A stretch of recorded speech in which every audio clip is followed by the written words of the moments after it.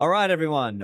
We're here. This is the Stefan Livera podcast, but we're in a special location on the AmityAge ship. I'm here with Luke Thibodeau from Canada. You are the CFO of Prospera. So, a really interesting project. And I've interviewed Eric on the show, the CEO of Prospera recently, maybe 6 months ago or so. I'm a fan of free private cities. So, first of all, welcome to the show. Yeah, absolutely. Happy to be here. Thanks for having me. Yeah, so let's chat a little bit about it. For people who aren't aware, free private cities is this idea of like, what if we could have private governance models, right? And I think the premise is that there are so many people who have very low quality governance, and what if we could have these private cities? So, do you want to just expand a little bit on that idea? Yeah. I think it's it's a novel concept for a lot of people and for me as well coming into the space. You know, I'm originally from Canada and moved down to Prospera. I'm living in Roatan now with my wife and my son. My he's 8 months old and he's rolling. He's in the rolling phase, so he's rolling everywhere, right? So if he sees something he wants, he rolls from point A to point B, and I'm looking at him like, man, this is the most inefficient way I've seen someone move through space. Like, just crawl. But he won't start crawling until I show him to crawl. Yeah. And as soon as he learns to crawl, he's going to say, wow, why was I rolling? Crawling is a much more efficient way to move around. And for me as a Bitcoiner, like a lot of guys have a similar experience of, you don't realize, you might have an idea, but you don't realize how broken your money is until you find Bitcoin, right? You don't realize how broken the system is until you realize that there's a better, more sovereign, more stable alternative. And again, that's my experience with Prospera and with free private governance. It's like I had an idea that things didn't quite make sense, but until I found Prospera, I didn't really know that there was an alternative.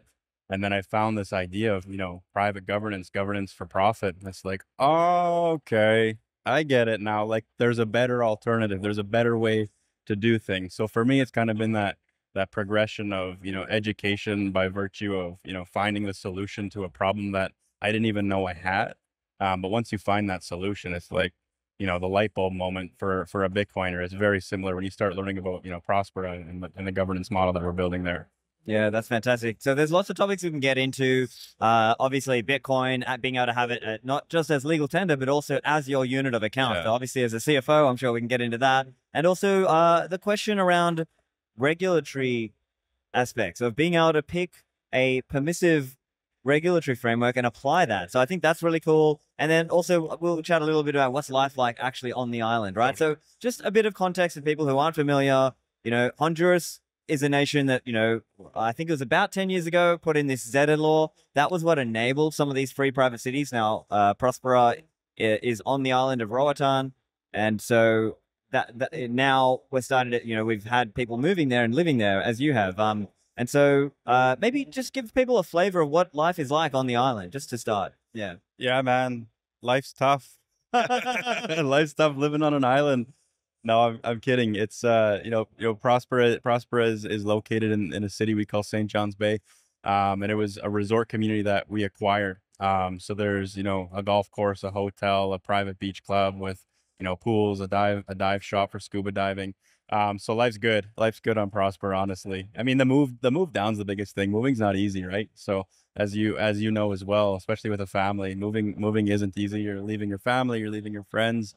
So when we first moved down, we made a very conscious effort to, start building community. And I think that's super important, build the people around you that you want to be able to grow with and associate with, especially having a young son who's starting to be able to interact with people. That was the #1 priority for us. So starting to go down and see the community form down there has been super awesome. Even, if you visited Prospera, 6 months ago to now, it's already such a huge change in pace. There's, this tight-knit group of people who are either working for Prospera or working for private enterprise living in Prospera, young families starting to come, and we have this group starting to form of these communities. So, life is good. There's trade-offs, right? Living on an island is like, coming from Canada, where I'm just used to having everything at my fingertips on Amazon, right? You got to get used to being able to plan for what you can't immediately access, which is a good thing and a bad thing. My Amazon order now just builds up for a few months and then I just hit it all at once. All right. Okay. Yeah. But yeah, man, you learn, like who's your fish guy, who's your meat guy, where do you get your groceries, your fruit, like that kind of stuff. You learn it, and it's not So bad. in terms of Amazon, you get that delivered to the island as well? Or? Yeah, it's a bit tricky. So they do like a consolidation thing in Florida. So you ship everything from Amazon to Florida, then they consolidate it all, it's and like it a comes mail down. forwarding sort Exactly. of thing. Yeah, so it takes a week to 2 weeks, Gotcha. which isn't the. So you can still get stuff, but it's just maybe a little bit of a delay. It's not like you got to lower your time preference, guys. You can't expect everything next day delivery. It's a little time preference thing. Exactly. Yeah, exactly. Okay, but what about language? Can you get by on English, or do you need to learn some Spanish to really get by? They're super welcoming. Like I try and speak Spanish. I don't speak, my wife and I try and speak Spanish where we can, and they kind of like, they'll entertain us. But the like 95% of our interactions are people who speak English well enough to be able to get by. So Yeah, it's a super friendly, place to be. I think it's got the, British origins for that, for that region. So there's a lot to that in the English side. Yeah. And then in terms of, I guess some people are concerned about, let's say, safety and crime rates and things like that. So any thoughts on that? No, Roatan is a really safe island. It's a very popular tourist destination. So it's surrounded by, beautiful coral reef, and it lends to a lot of visitors, over 1 million visitors a year to Roatan on cruise ships. And obviously we have an international airport on Roatan. So it's always been a very tourist focused country, our island in the country of Honduras. Greater Honduras has a lot more, security concerns. If you're mainland Honduras, you want to be careful where you're going and things like that. But within the island, I've never felt unsafe. And then again, within Prospera, we have, additional security, private security, and those access control points that, I've never felt unsafe there. Gotcha. Yeah. Now, one thing I've heard from different people, and of course, I want you to clarify how you see it. I think some people have this perception of Prospera on Roatan being like this kind of rich digital nomad, rich libertarian kind of vibe. Is that true or not really? Or how would you frame it? I'd say it's a mix. It's unlike anywhere in the world that I've been. It's a mix of demographics, from, lower income to medium income, maybe high, digital nomads, to higher income individuals. Remember, it's a resort community that we're transforming into this charter city. So you have existing property within Prospera, you have existing villas within Prospera, and these are like nice places, like $1 million villas. Yeah. And then right next door, less than a mile away, we just commissioned, Duna Tower, our 14-story condo tower. And these are, up as low as $100,000, you can buy a unit in this place. So it's this interesting, paradigm between the two, this interesting interplay between the two. And I think it's going to be like that for a long time. And the beauty of it is, this is an open platform that people can and will build, home density on top of. And I think it'll meet the market where the market wants to be met. The free market will decide, what are the projects we're going to prioritize, or what are the projects that will be prioritized, and we'll build for that need. So right now it's sort of that, middle to top tier. But I think as there's a need, and there will continue to be a need for lower income housing in the project, for locals working within Prospera, for people who are digital nomads and lower income people, I think people will see that opportunity, and within Prospera, they have the ability to build for that. Yeah. And obviously, this is a Bitcoin podcast as well, and we're all Bitcoiners, and we're here at a Bitcoin conference. Yeah, man. So let's hear a little bit on the Bitcoin side. I know AmityAge is there. Can you tell us a little bit about the Bitcoin scene in Roatan? Yeah, AmityAge is doing tremendous work. So they've onboarded businesses across the entire island within the Prospera jurisdiction, outside the Prospera jurisdiction. They're doing an awesome job. So I think there's close to 100 businesses in Roatan that are accepting Bitcoin, which is incredible. So you can plan your day, you can plan your trip, and you can literally just be paying on Bitcoin the entire time. Within the jurisdiction, our hotel, our beach club, and our golf club are all set up to accept Bitcoin payments.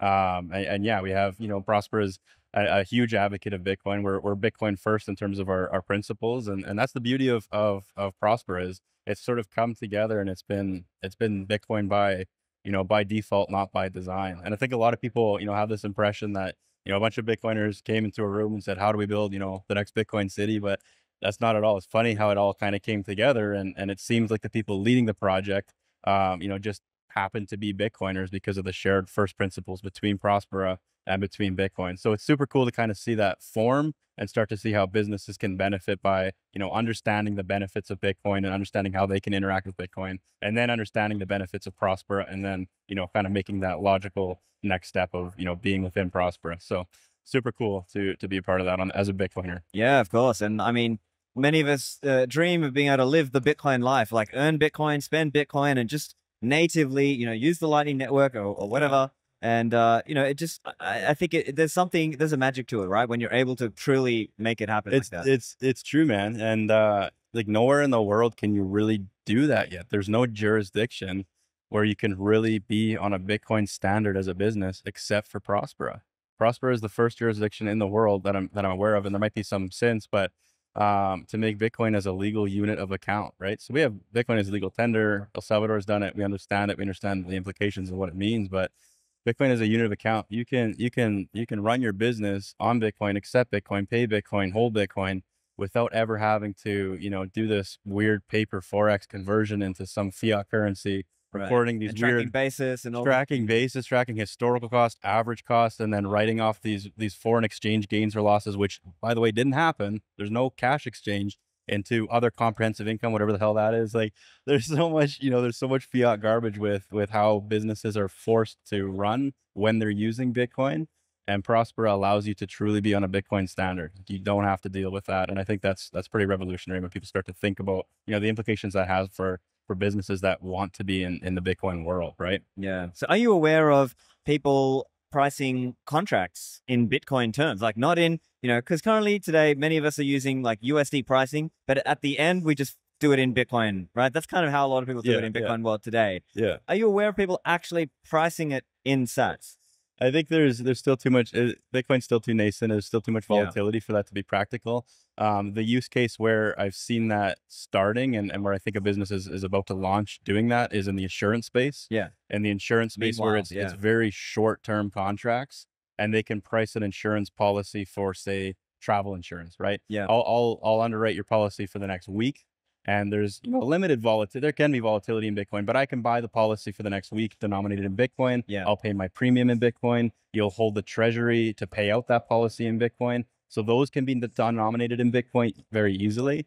But where we are today, I think it's, we're still a ways away from people pricing in SaaS because they could be underwater pretty quick. Of course. And or it's fair, priced out. Maybe certain businesses have historically been able to do it. Let's say CoinJoin. That's probably one example of a business where they can actually price in SaaS. But for those of us kind of interfacing more with the meat space real world, let's say, it's not as feasible. But I mean, of course, many of us would love to get there. And I mean, like hardcore Bitcoin people, we think about, like, when you think of your net worth, I think of it in Bitcoin terms, right? Like, so we should be able to do that, not just as an individual, but also as a company, as a business. And so, and I think you'll see a natural transformation to require that when you're talking about, investment capital. If I'm investing my money as a Bitcoiner, I'm thinking in Bitcoin terms. I'm thinking, how is this investment going to generate an ROI that is going to exceed what I think Bitcoin will do in the next, 5 to 10 years, for example. Yeah. Right. So in that scenario, I need to be thinking in Bitcoin terms. I need to be thinking, what is this company generating, not in fiat profit as a ROI, but in Bitcoin profit? And again, this sort of connects back to, Bitcoin as a unit of account really helps me understand the performance and track that performance against where I need it to be.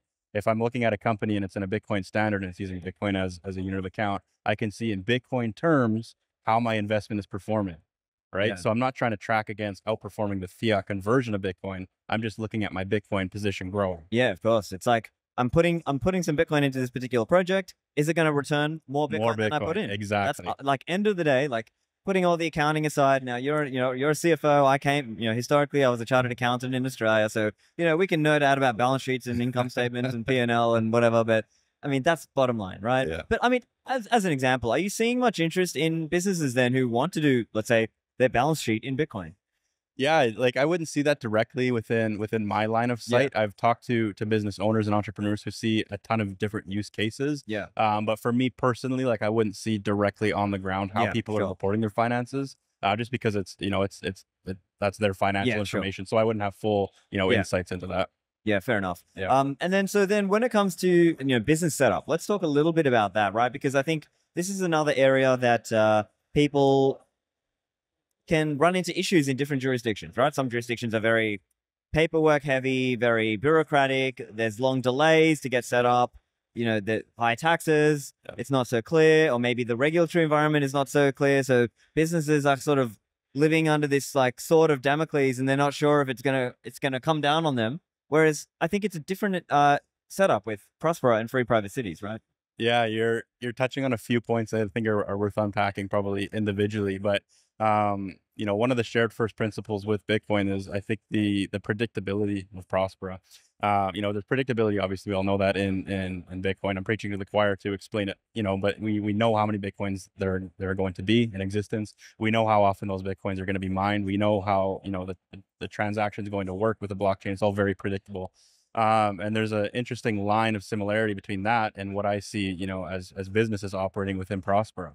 They know what they're going to get. They know that there's sovereignty. They know that there's staying power within operating a business in Prospera, and there's comfort in that, and it lends to, you know, you being susceptible to being a good, you know, place for investment for that exact reason. So there's similarities there with the staying power of you know, the jurisdiction, and you know what you're going to get. You're not going to be surprised by some new regulation that came out of nowhere that somebody dreamed up because they're dealing with some, you know, geopolitical issue that, you know, happened last week. Like, you're not going to deal with that within Prospera, which I think is super refreshing for a lot of industries, and a lot of industries that are operating within, you know, a highly regulated environment. So, yeah, like that's my background, right? So, prior to Prospera, I was the CFO of a publicly traded company in Canada.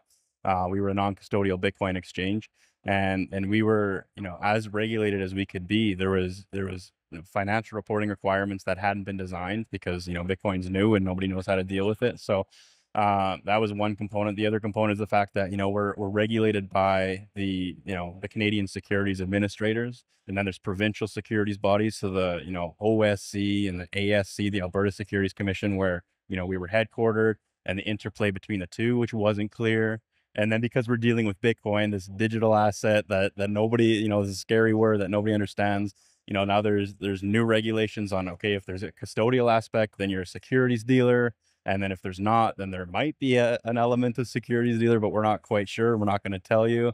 And then, you know, dealing with the Bitcoin exchange to fiat, there's the whole idea of, you know, being monitored by FinTrack, doing your reporting, doing your, you know, MSB, KYC, the whole nine yards. So my background is coming from an industry that's as regulated, maybe not as possible, but very, very highly regulated in that space. So coming to Prospera, where I see this, you know, innovative regulatory system where, you know, man, if I'm operating my business or the business I was a part of from Canada back here, like, it would be night and day in terms of not only costs, which is, you know, you're spending millions of dollars to be a regulated exchange in Canada, but time and energy, and you can, you know, redirect those resources and those efforts to, you know, building your business and building the economy, basically. Yeah. So different mindset for sure.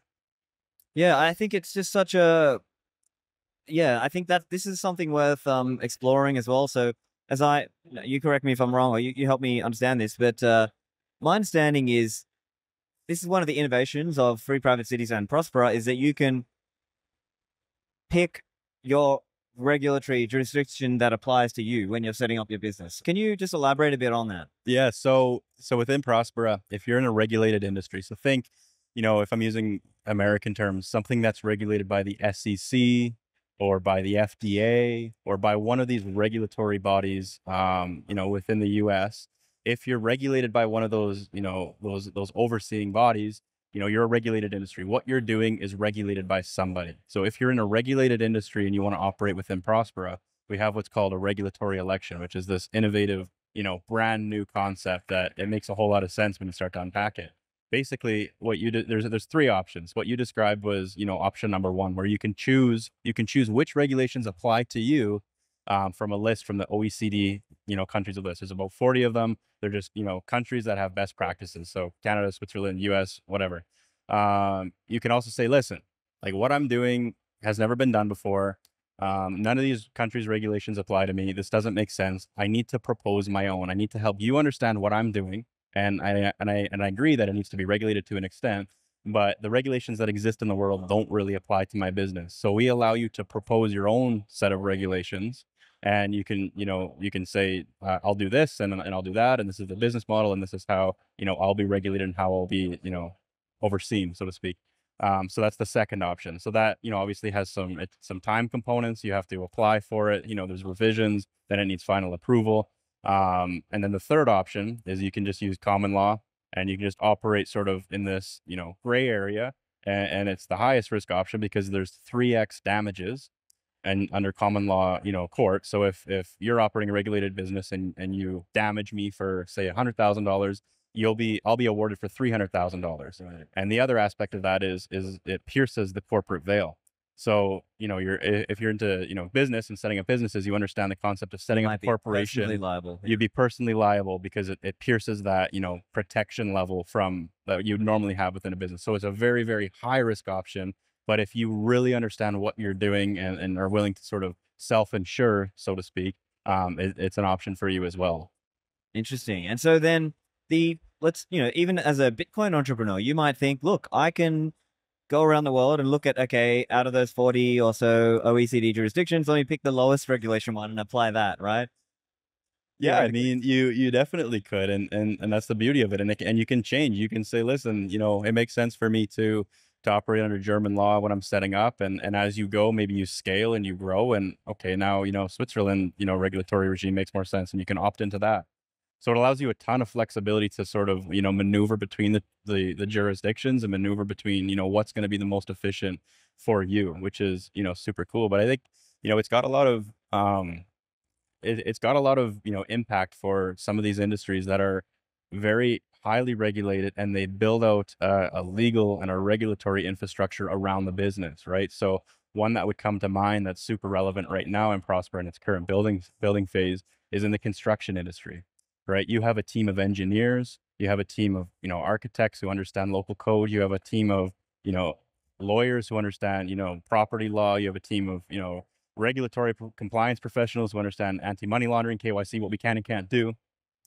And you're able to basically transport all of that known capital, that intellectual property of, we built this business and we know how it works here, and you can transplant that into Prospera. So you can use your existing building infrastructure, your existing construction infrastructure, and just transplant it in. So you have the same team, in a completely geographically diverse or geographically different zone building, and they know that they're in compliance with, the law. They don't have to learn Honduran building code and Honduran law and the restrictions and the requirements. They don't need to know that. They can just apply their home country regulation, in Prospera, which I think is, it's game changing. Yeah. So there's a few things I want to dig into with that. So I guess the first question that comes to my mind is, what happens when there's a conflict, right? Like, as an example, like, probably many of us are libertarians and kind of have the, maybe some people like the idea of anarcho-capitalism, and in a loose kind of very small sense, this is kind of like that, right? Because you can have different businesses in the same jurisdiction having different law applied to them. Yeah.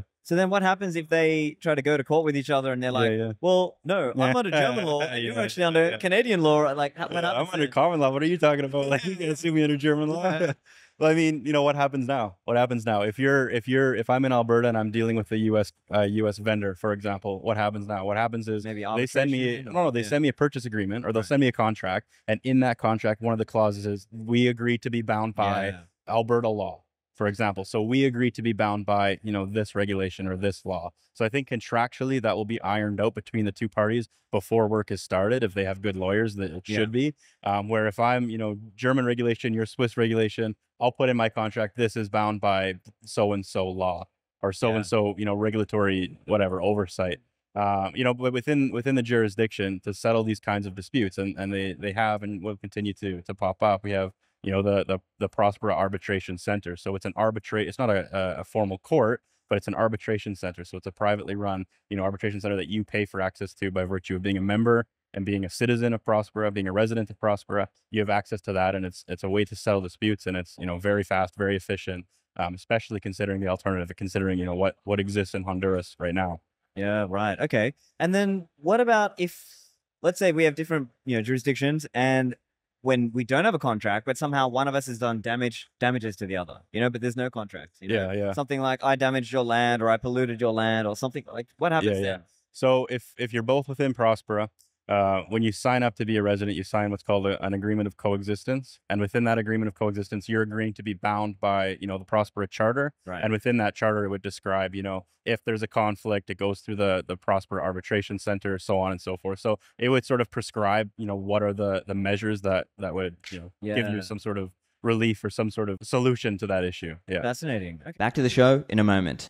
The lead sponsor of this show is Swan.com, and Swan has a mission to onboard millions of people into Bitcoin. I also work at Swan, helping on some educational content for the team. Now, the team have also put out a new version of the Swan Bitcoin application, which is available on your smartphone, whether it's Apple or Android. Now, this app has a really fast onboarding experience. It's now just a few minutes to go from zero to Bitcoin. So if you are standing there with your family or friends and you might have been having trouble trying to get them onboarded, well, try this now.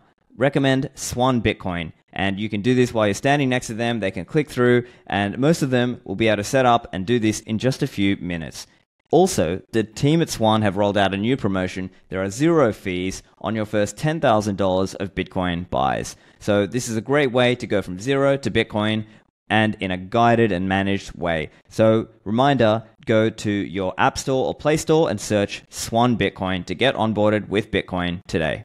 This show brought to you by CoinKite.com, the creators of the best Bitcoin hardware security devices, such as the Cold Card Mark IV and the new Cold Card Q. Now, we use Bitcoin hardware security devices to keep our keys offline, our private keys offline. Now, the way these work is you can do that setup, write down your 12 or 24 words on the seed word cards, and keep that secure. Now, you can use this device to interact with the Bitcoin network using software such as Sparrow Wallet, Electrum, or Vector Desktop, or Nunchuck as a few examples. Now, you have a range of security features that you can use with these devices, such as passphrases, you can use seed XOR, or my favorite is multi-signature. Now, if you're starting in a basic way, just start with the device and the USB-C cable, plug it directly to the computer and use it that way, and then later improve your setup. But I believe these devices are great at helping secure your coins, especially as you start to migrate up into multi-signature security. But don't be disheartened or don't be scared away. They are accessible, and I think you actually do learn about Bitcoin in the process. So to get yours, go to coinkite.com, use code Livera to get a discount on your cold card. This show also brought to you by mempool.space, the leading Bitcoin and blockchain visualizer. I use it all the time when I'm checking transaction fees and trying to understand what is the state of Bitcoin's mempool. You can search transactions, historical as well as unconfirmed ones, and also see a great way to visualize things across the Lightning Network, Liquid, mining, and so much more. Also, for those of you with an enterprise, they offer a mempool.space enterprise program. So for those of you as part of that enterprise program, you might want to get increased API limits, and you might want to have increased access to the team in terms of feature requests. You might want to have special branding in terms of how your custom instance of mempool.space looks. So to sign up for that, go to mempool.space/enterprise. And now, back to the show. Fascinating. Okay, yeah, I mean, I think it's a really cool, I mean, for some people that's controversial, but for me, I think it's a really cool, you know, it's a great, like, as a libertarian, you want this idea of, like, being able to choose jurisdictions, and like, I'm a big fan of jurisdictional arbitrage. Now, I guess the controversial part could be, for some people, maybe they would see that, like, well, hang on, are there crazy experiments happening there on the island that, you know, maybe they don't like? Yeah. I'm curious if that, does that come up much or not really? I mean, you know, controversy is relative, right? So there's lots of things that some people might find controversial, but the way it's set up is a very, you know, safe and common sense and logical way. If I'm a regulated, you know, if I'm a regulated business and I'm doing business in Prospera and I'm saying the, you know, health, biotech, biohacking phase or, you know, industry, you know, I'm agreeing to a certain set of regulations, and those regulations will sort of, you know, bind what I can and can't do. It's not like the Wild West where, you know, anything goes, you know, whatever. And by doing that, by being in a regulated industry, the high risk regulated industry, like doing, you know, clinical trials or something like that, you know, there's requirements that are imposed upon you that you also have to consider. There's insurance requirements. That's how this all works, right? It's enforced basically through insurance, because insurance providers have the only sort of real economic incentive to find the most, you know, viable amount of regulation to apply to a regulated industry. So that's kind of how it would work, is you'd have a business that, you know, they're not unregulated, they're regulated, and they're sort of kept in the goalpost by virtue of having, you know, an insurance provision that the requirements to do certain things, not do certain things, check in, have, you know, attestation by professionals in their field. There's definitely checks and balances within that. Yeah, and totally fair. And I think that's really what's going to move things forward, is give people different options. And I think whether they are businesses in the Bitcoin world or whether they are, outside of Bitcoin. But I mean, I guess because I'm sort of in the Bitcoin world, I'm sort of thinking like, oh, imagine what if someone wanted to set up, I don't know, an LSP, a Lightning service provider, or an ARC service provider, or some kind of multi-sig cosigner. Like, there's all kinds of businesses that theoretically could be set up and run from Roatan. And then, there's just so much opportunity there with lower tax as well. So actually, we should talk a little bit about that. So can you kind of outline some of the taxes and like how that works? As I understand, it's like a 5%, but that's like a Honduras government requirement and stuff. Yeah. So right now we have in place the effective tax rates are a 5% personal tax rate on just gross income. So that would be like if I'm earning wages, right? 5% of those wages. It's a 1% business tax as a function of revenue, top line revenue. Yeah. And then a 2.5% value add tax, like a sales tax.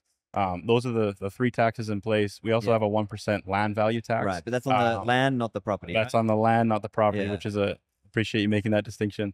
But right now there's no land value tax being, collected or applied just for the time being. And no capital gains tax, right? No capital gains tax. So Bitcoin, you can spend it. Yeah, exactly. But I mean, taxes is one of those things where it's so refreshing, being in an environment where there's no games to be played. There's no, business write-offs, and there's no tax credits that you can or can't apply for. And there's no, shell corporations here or there. It's just, what was your revenue? Okay, what's 1% of that? All right, pay in Bitcoin and you're done. Like, it take me 5 minutes to do the tax returns, and I have like 30 entities to do it within Prospera, and it's like it'll take me, half a day. It's the simplest thing in the world.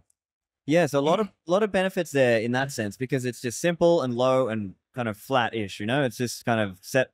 And so I mean, like in the world today, it seems that there's a lot of people who are annoyed about tax competition. Let's put it that way, right? Like, so some of they call themselves tax justice networks or whatever, and they're like, oh, we want minimum corporate tax, or we want minimum personal income tax because this amount this other country has is too low. Or they'll say, oh, look, there's whatever drug laundering, whatever, so therefore 15% tax. And certain jurisdictions kind of get brought to heel, right? They kind of say, oh, hey, we'll hit you with the gray list or the black list, fat F. And if you don't put it in, so I understand there's kind of this, tension between, let's say, the jurisdiction and some of the governmental entities around the world, let's say, or intergovernmental entities. So it's kind of a bit of a tension there, but ultimately it's a low tax, right? Like, I think that's kind of bottom line. No, right? it's ironic, right? We're at a Bitcoin conference, and I think Bitcoin, sheds a lot of light on not only the visible tax, the tax rate that you see, but the invisible tax, right? The inflation, the money printing, and you have people in the streets, pay your fair share, tax the rich, so on and so forth, completely oblivious to the fact that they're paying this invisible tax, with the money printer spinning up every day. So I think all it is, it needs to be a component of education. People need to understand really, how they're paying for the services that they're consuming. And I think once that education layer is inserted, people will start to realize that there's no free lunch, right? There's things that taxes are paying for, but that tax is a cost, and that cost is ultimately on you. So I think, people will come around and they'll start to see that. And I think, the Bitcoin future, the Bitcoin standard is inevitable. So I think it'll just take time. But yeah, it's kind of ironic, in my opinion, for people to be, cheering, pay your fair share, tax the rich. And in reality, it's like, you guys don't even realize how much they're being stolen the other half that you're being stolen from. Yeah, totally. Absolutely. And I think for a lot of people, they don't understand the system they're in, right? They never kind of heard about Ron Paul or, read the Bitcoin standard or any of these things. So they're just thinking in a fiat context. Yeah. And they just look at, oh, look, my property went up this much. They don't think about inflation. They don't think about the maintenance. They don't think about all these other things. And then crucially, like we were saying, capital gains tax, right? So it's kind of like a double, they hit you with these two things, right? They inflate the denominator, right? The fiat currency. So there's lots of more of these political currency units floating out there. And then when you sell, and because most people over the course of their life, they end up buying and selling a property or whatever, boom, now you're paying capital gains tax. So they've effectively robbed you of a fraction of your wealth. It's not just your income, it's a fraction of your wealth each time you sell a property or whatever. Totally. I couldn't agree more, man. And it's almost comical to watch. In Canada, you have, obviously the tax rates are astronomical. and people just put up with it. And you have, you know, because they give you little breadcrumbs. They'll give you like a little bit here, a little bit there. You know, they'll put the carbon tax in, and they'll jack up the price on fuel you know, driving your kids to school. Or they'll say, oh, look at this, you know, look at this little climate action incentive payment that you got. You know, we paid out more to, you know, low income families this year, and they give you a little bit of a breadcrumb, and they give you sort of just enough to sort of, you know, just a little bit of a teaser to kind of keep you hungry, keep you hanging on, right? So it's almost comical to watch the system, and I think eventually people will wake up. I think, you know, in this day and age, people are starting to become more aware of, you know, these sorts of things. So I think it's, again, just a matter of time. But yeah, it's, you know, being within Prospera, being within a jurisdiction that I don't have to deal with that is incredibly refreshing. Yeah. And so, I mean, you mentioned Canada, like, and obviously you're from Canada. So let's dig into that a little bit. Like, what kind of things are you hearing from people, you know, your Canadian friends and family back home? Are they sort of hopeful? Okay, let me frame it this way. I think there's two main pathways, right? Either one, stay and fight, right? Try to fix and change it, you know, change the system politically, etc. You know, vote for Pierre Poilievre or something like that. And path two is kind of play the jurisdictional game, right? Like, I'm obviously more in the jurisdictional game. I think sounds like obviously you're more in the jurisdictional game too. But how do you think, like, you know, some of your Canadian friends and family are reacting on that? Yeah, I'm from Alberta, so we're pretty, you know, we still have a little bit of sanity left in Alberta. But people are fed up, man. Like, growing up, I had a master class in how to just take advantage of the government. I had a master class. Everywhere I looked, it's like, how can I leverage, you know, a government handout? How can I leverage, you know, some sort of free government payment? How can I leverage, you know, employment insurance? You'll have entire classes of people who will work, and it's like they're entrepreneurial about it. It's almost admirable how much thought they give it. But they'll work for the exact number of hours they need to get the exact number of, you know, government benefit, and then they screw off, and then they don't work for, you know, the exact number of days, and they know it's all calculated. They know exactly what they can and can't do. And people are seeing this, and they're fed up. And I think, you know, layer on top of that a very hot political climate, a very, you know, right, like immigration and stuff like you that. have all these issues. You have these ideologies that the government is forcing down people's throats, and people are fed up with it, man. Like, my close circle is fed up with it. I've got, you know, a brother he's down in the US now. I'm in, you know, Prospera now. People are they're kind of sick and tired, and they're looking for, you know, what are the alternatives? You know, where do I want to raise my family? Do I want to raise my family in an environment where, you know, people aren't contributing to an economy, aren't building businesses, are just sort of, you know, getting by on a government handout, where they're pushing, you know, gender ideology and all these different things that, you know, I can't wrap my head around, and I can't agree with fundamentally. Am I going to raise my family there, or am I going to opt out? And I think for me, I made the decision to opt out. For my brother, he made the decision to opt out. And I think for a lot of my friends and family, they're going to make the decision to opt out. And it's not a Bitcoin versus fiat thing. It's just, you know, there's too much to turn a blind eye to. Eventually you run out of spaces to turn your head to, because you see it everywhere. So that's kind of, you know, a little bit depressing. But I mean, but there's optimism too, right? We have a new choice. We do have a new choice, and there is optimism, and there is people who, you know, will stay and fight, and whether or not that fight succeeds, I don't know. It's just so deeply rooted in that culture and the fabric of society. This mentality that they have. So I mean, you mentioned, you know, Pierre Poilievre, Bitcoiner, you know, super awesome guy, you know, love him, hope he wins. But even then, like, there's so much work, and there's so much to do to sort of dig out of that hole, and it's going to take a long time. For sure. And even hypothetically, right? Like, hypothetically, if we could elect somehow Ron Paul, or, you know, the kind of whoever, you know, pick your favorite libertarian, if we could somehow get that guy in, our guy, whatever, there would still be this massive welfare state to deal with, right? There's this massive Ponzi almost to deal with, that there's just going to be all these old people who will want a certain entitlement. They've chipped into the system, and they believe it's their entitlement. But there'll be all these young people who are like, effectively, you're expected to pay into this Ponzi. But when you grow old, the Ponzi will not be there for you, right? It'll be gone by then. So it's kind of like, there's this kind of generational clash. There's just some really hard questions that, you know, there's not really there's just no easy answer. Yeah, man. Like I'm not an economist, so I'll stay in my lane, but I think it's, it's human nature. When you've been given something and you expect something, you expect to continue receiving that thing, and you become reliant on that thing. And that's the danger, right? You look at, the collapse of some of the communist states, historically, and when communism starts to go away, it's rough. Like it's not easy. Like you think, yay, capitalism won, but it's like, these people are starving because they're so used to these government handouts. They're so used to, the government being there and providing this, these breadcrumbs, but they're breadcrumbs, they keep you alive. So it's a painful shift. But I think it's an inevitable shift. I think ultimately, the free market will determine when that shift happens. But yeah, I don't think it's going to be an easy ride for sure. I think, Canada's at least well equipped with, the economy that can support itself with its natural resources, with its oil and gas, massive oil and gas reserves. So they just need to, let the free market leverage that, let the free market work. And I think, Canada, I tell people all the time, it's the biggest, it's the biggest bomber for me because it's got so much potential. It's got people who can, work, who are willing to learn. There are some, there's an educated class there. There's people who understand, what's going on.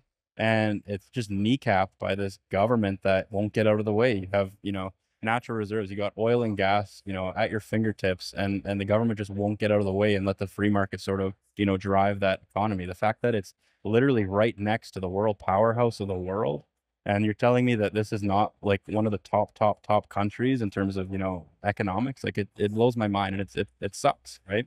Yeah. Yeah. So in terms of different choices, I mean, I know there's a lot of Canadians who went to El Salvador as an example. And, I guess, let's say if you're a Canadian and you're looking where to go, you might look at South America and think, okay, there's some options here. So what, in your view, what are some of the options out there, and how does, let's say, Prospera in Roatan compare to them? Yeah, there are a lot of special economic zones. There's hundreds of special economic zones, and Prospera is unique in that it's governance for profit. It's a private company. It's a private enterprise that sort of developed this special economic zone, and the special economic zone exists as a constitutional right. So I say that because it has a tremendous amount of staying power. When you compare that to, a sovereign zone, a special economic zone, maybe like in Dubai or, like in Cayman Islands, these are all zones that the government has decided will be special economic zones, and they can snap their fingers and change their mind. And I think that's the biggest risk I see. So, for me, seeing Canadians leave, they're going to El Salvador, they're going to, Cayman Islands, they're going to Dubai, some are coming to Prospera.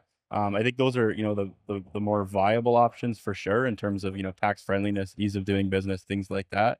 But that's sort of where my mind would go is if I'm looking to move there just because I want, a better system and to raise a family away from the BS back home, that's one thing. But if I'm looking to invest, millions of dollars into building a business, that's a whole nother thing. I want to make sure that jurisdiction is rock solid and has staying power and isn't going to, increase or invent some new income tax at 5% overnight, right? Like that's kind of where my mind goes. But yeah, we see, I have some friends that are living in El Salvador now and love it. There's different communities within El Salvador popping up. Berlin and El Zonte's, been around for a little while. So I think those communities are going to continue to grow strong. With Bukele, with another term now, I think those communities are going to continue to grow. But yeah, it's encouraging to see that there are options. I think there need to be options, and that's the only way a free market can function. And ultimately, this concept of governance for profit, we have to be willing and able and open to have competition. That's going to force us as Prospera to do a really good job, right? Yeah. So let's talk a little bit about that in terms of Prospera's role in this, and then, private entrepreneurs. So what exactly is Prospera's responsibility in terms of Roatan?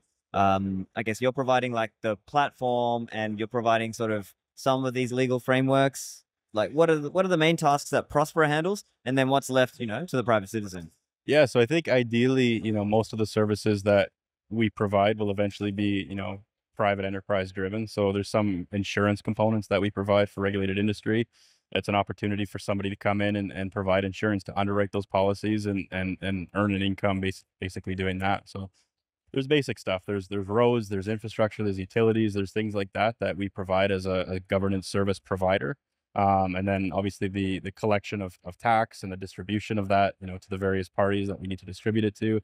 There's that component to it. So it's basically the business of running a city is sort of what Prospera is doing now.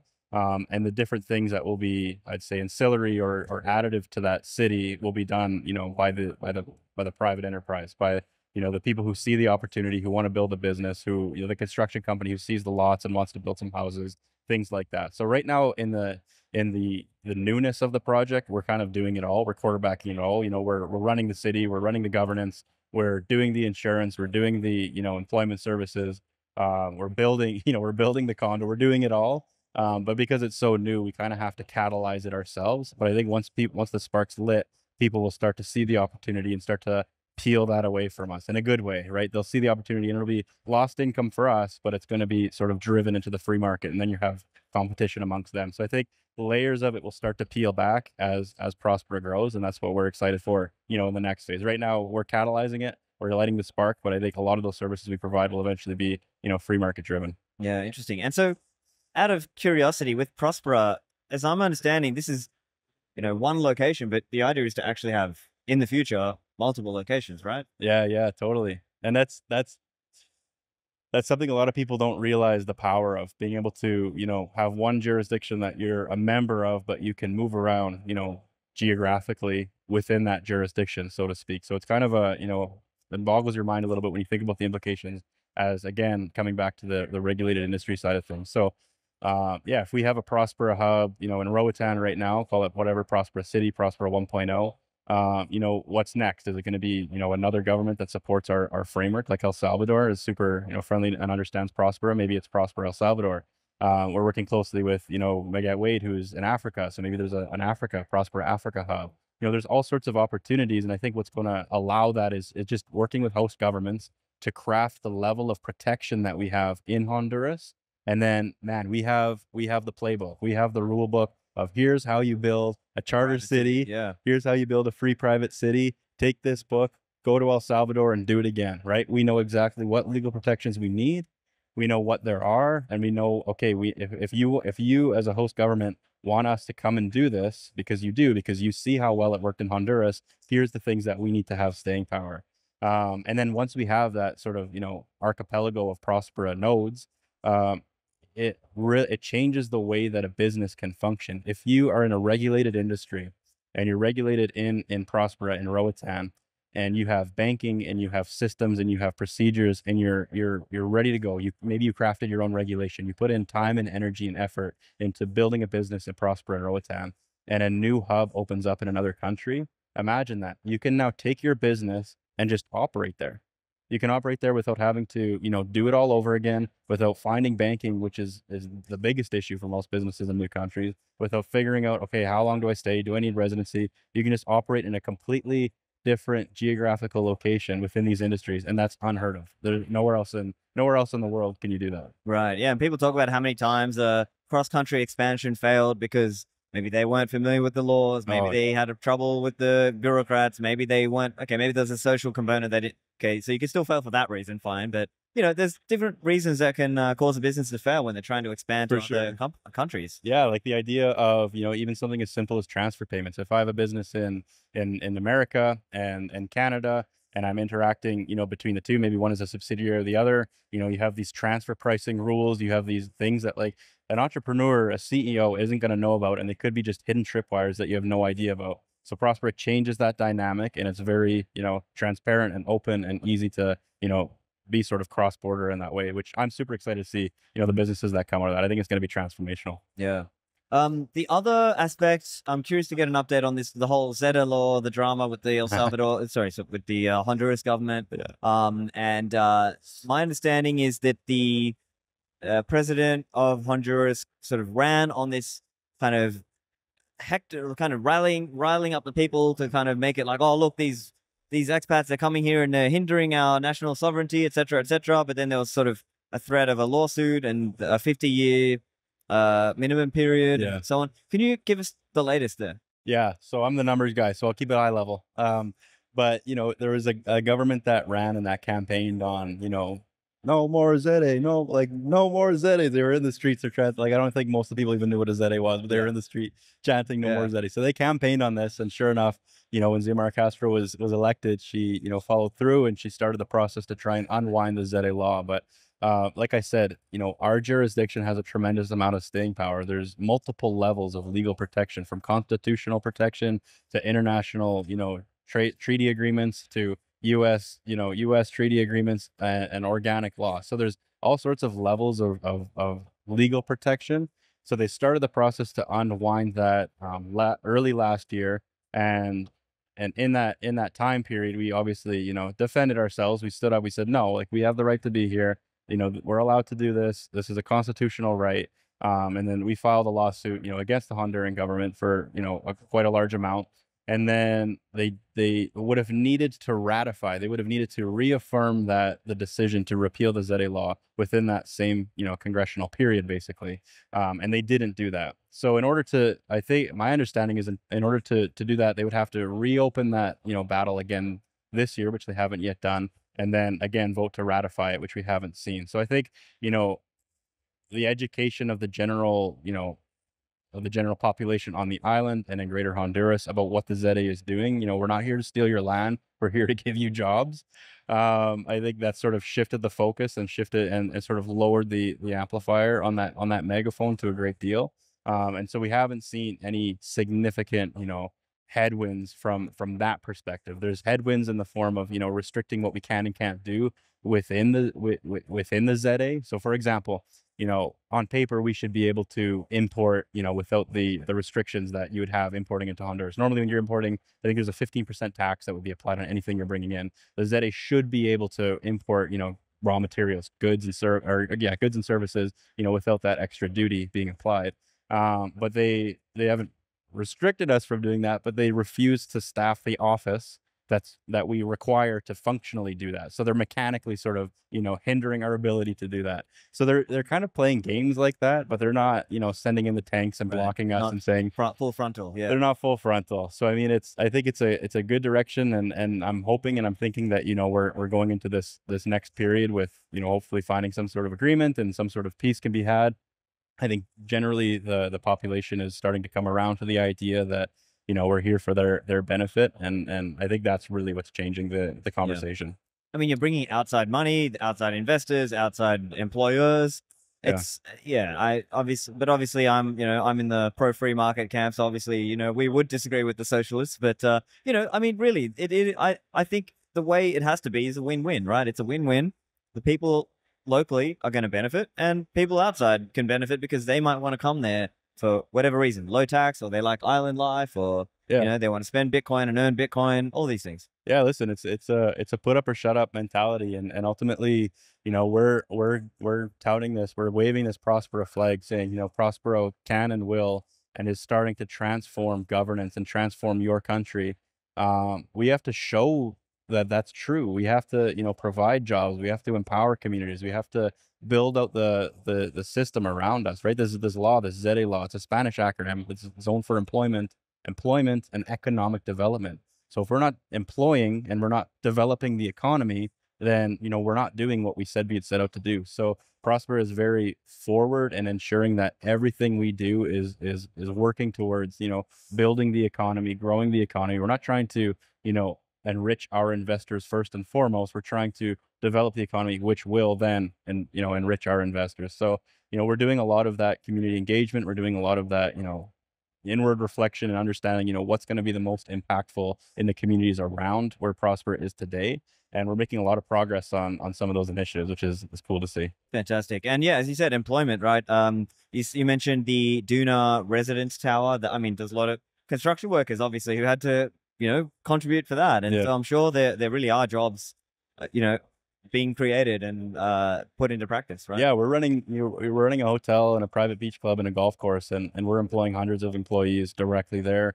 We're employing hundreds of employees, you know, within the Duna Tower construction. You know, we're directly and indirectly creating thousands of jobs, or over 1,000 jobs. So it's having a meaningful impact. It's having an impact for the economy of Honduras. And I think people are waking up to that and realizing that and understanding that, you know, it's more benefit than they realized initially. So again, it comes back to education, right? Like it's why we're here in BTC Prague, right? Yeah. If we're not educating people about Bitcoin, you know, people aren't going to understand why would I care about this? And it's the same for us with the local population. Yeah, for sure. And I mean, I count myself as part of that. Like I'm actually also an ambassador for the Free Cities Foundation. So I am generally kind of out here talking about free private cities. Of course, you know, I want to host free private cities people on my podcast, as I've hosted yourself and Eric and even Massimo from Roatan. I've hosted him as well.